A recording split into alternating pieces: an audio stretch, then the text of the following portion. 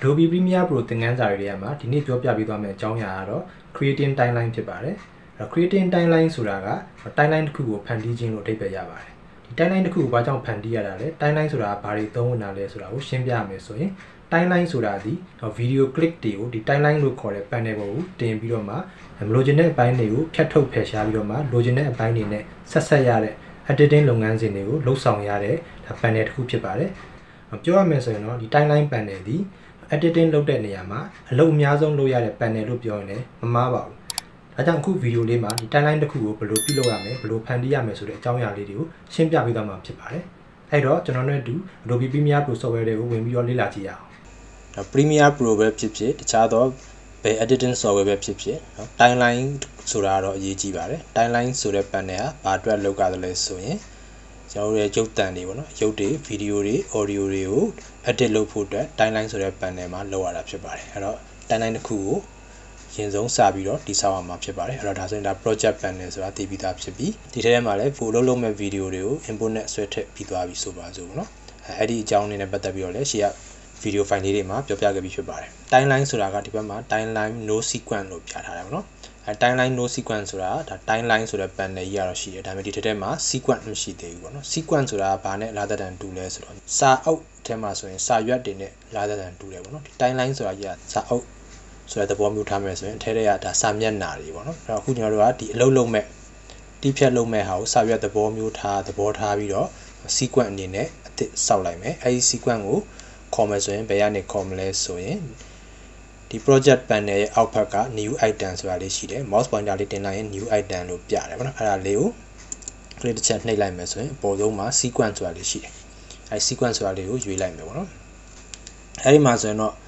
ဒါ format တွေအကြောင်းပေါ့နော် video format တွေအကြောင်းကိုတည်ထားဖို့လိုတယ် format နဲ့ resolution တွေအကြောင်းနောက် codec ဆိုလို့ခေါ်တယ်ပေါ့နော်သူနဲ့ပတ်သက်တဲ့အဲဒီအကြောင်းတွေနဲ့ပတ်သက်ပြီးတော့ video တစ်ခုတက်လုပ်ပြီးတော့မှရှင်းပြမှာအဆင်ပြေလိမ့်မယ်ပေါ့နော်ဒီမှာတော့ timeline တစ်ခုဘယ်လိုတိစောက်ရမလဲဆိုတာကိုပဲဦးစားပေးပြီးတော့ရှင်းပြသွားမှာဖြစ်ပါတယ်အခုကတော့ကျွန်တော်ဒီ video ပေါ့နော်ဒါကိုနဲ့လိုက်ဖက်တဲ့ format ဆိုကြပါစို့အဲဒီ format ကလေးကိုရွေးလိုက်မယ် okay မနေ့ခင်မှာ sequence name ကိုကြိုက်တဲ့နာမည်ပေးခဲ့လို့ရပါတယ်အဲဒီမှာဒီမှာဆိုရင်ကိုကြိုက်တဲ့နာမည်ကိုပေးပေါ့နော်အဲတော့နာမည်တစ်ခုပေးလိုက်မယ် edit 1လို့ပေးလိုက်မှာပေါ့နော် edit 01ဆိုပြီးတော့နာမည်ပေးလိုက်မယ်ပြီးသွားရင် okay ဆိုပြီးတော့နှိပ်လိုက်မယ်ဒါဆိုရင် edit 01ဆိုတဲ့ sequence လေးတစ်ခုရလာပြီအဲ့တော့ဒီ sequence အကြောင်းကိုရှင်းပြရမယ်ဆိုရင် sequence ထဲမှာဘာတွေပါမလဲဆိုတော့ video track တွေနဲ့ audio track တွေဆိုပြီးတော့ပါမယ်ပေါ့နော်ဒီအလဲမှာ line ကြီးတစ် line ရှိနေမယ် line ဆိုတာဒီ gray color လေးနဲ့ line ပေါ့နော် line ဒါ line နဲ့ထူတဲ့ line တစ် line ရှိမယ်ပေါ့နော်ဒါကတော့သူရဲ့ video နဲ့ audio ကိုကန့်သက်ထားတဲ့ဒါ C ဖြစ်ပါတယ်သူ့ရဲ့အပေါ်မှာရှိမဲ့ track တွေက track တစ်ခုကိုကျွန်တော်တို့အကွက်တစ်ကွက်အနေနဲ့သတ်မှတ်တယ်ပေါ့နော်အဲဒီ track တွေကို video track တွေလို့ခေါ်ပြီးတော့ဒီ line ရဲ့အောက်မှာရှိတဲ့ track တွေကိုတော့ audio track တွေလို့သတ်မှတ်တယ်နောက်တော့ video editing ဆိုပေမဲ့ video တစ်ခုတည်းကိုပဲ editing လုပ်ရတာမဟုတ်ပါဘူး video မှာဆိုရင်တော့အသံဆိုတဲ့ audio ပါပါတယ်ပေါ့နော် audio တွေကိုလည်း edit လုပ်ရပါတယ် video အတွက်ကော audio အတွက်ပါစဉ်းစားနိုင်ဖို့လိုပါလိမ့်မယ်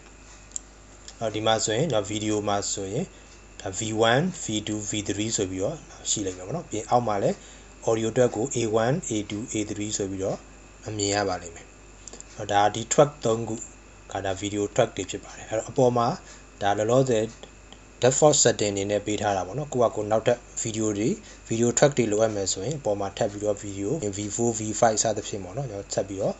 track တွေကိုထပ်ပြီးတော့ extension ထပ်ခေါ်လို့ရပါတယ်အဲ့တော့ကျွန်တော်တို့ကခုနဒီကိုယ့်ရဲ့ sequence တွေကိုကျွန်တော်အလုပ်လုပ်မဲ့ဒီ project panel ပေါ်က video တွေကိုဆွဲထည့်ဖို့လိုပါတယ်ဆွဲထည့်မယ်ဆိုရင်ဘယ်လိုဆွဲထည့်ရမလဲဆိုတော့အခုဒီ video ပေါ့နော်ထိပ်ဆုံးကဒီ video file လေးကိုဖိပြီးတော့မှဒီ sequence ရဲ့အလယ်မှာရှိတဲ့ V1 နဲ့ A1 ပေါ်ကိုတင်ရမှာဖြစ်ပါတယ်ဖိပြီးတော့မှဆွဲတင်လာမယ်ဆိုရင်အခုလိုမျိုးမြင်ရပါလိမ့်မယ်ပေါ့တော်တကယ်လို့ကအပေါ်လေးကို mouse pointer နဲ့မြင့်ပြီးတော့တင်မယ်ဆိုရင်ဒါ V2 နဲ့ A2 ပေါ်ကိုရောက်သွားမယ်ပထမဆုံး video ကတော့အကောင်းဆုံးကတော့ V1 နဲ့ A1 မှာနေရာချတာအကောင်းဆုံးဖြစ်ပါလိမ့်မယ်အဲ့တော့ V1 နဲ့ A1 မှာနေရာချလိုက်မယ်အဲ့ဒီမှာအခုဆွဲထည့်လိုက်တဲ့ video နဲ့ကျွန်တော်တို့ဖွင့်ထားတဲ့အသစ်ဖွင့်ထားတဲ့ sequence เนาะ timeline ပေါ်မှာရှိတဲ့ sequence က format ချင်းရမတူဘူးဖြစ်နေတယ်အဲ့တော့ဒီ sequence ရဲ့ setting က video format အတိုင်း လိုက်ပြောင်းပေးရမလားဒါမှမဟုတ်သူမတူညီတဲ့အတိုင်းပဲထားမလားဆိုတဲ့အားကိုဒါမေးတာဖြစ်ပါတယ်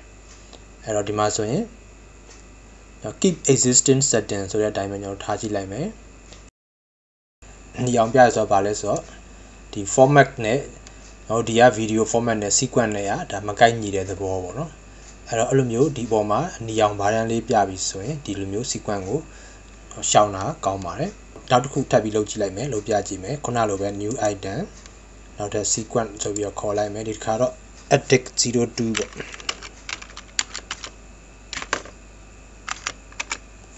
edit 02ဆိုပြီးတော့အသစ်ဖွင့်လိုက်မယ်ဟောအဲဆိုရင် edit 01ရဲ့ edit 02ရဲ့နှစ်ခုဖြစ်သွားပြီလောလောဆယ် highlight ဖြစ်နေတာလက်ရှိမြင်နေရတဲ့ sequence က edit 2ရဲ့ sequence ဖြစ်ပါတယ်အဲ့တော့ edit 1ကိုပြန်သွားခြင်းနဲ့ဆိုရင်ဒီ edit 1ဆိုတာလေးကို click နှိပ်ပြီးတော့ဒါရွေးလိုက်ရင် edit 1ကိုပြန်ရောက်သွားမယ်အဲ့ edit 2ကိုကျွန်တော်တို့သွားကြည့်လိုက်မယ် edit 2မှာဆိုရင်ခုနလိုမျိုးဗီဒီယိုဖိုင်တစ်ခုကိုကျွန်တော်တို့ခုနလိုပဲဆွဲထည့်လိုက်မယ်ဆိုပါတော့เนาะဆွဲထည့်လိုက်မယ်ဒီခါကျတော့ကျွန်တော်တို့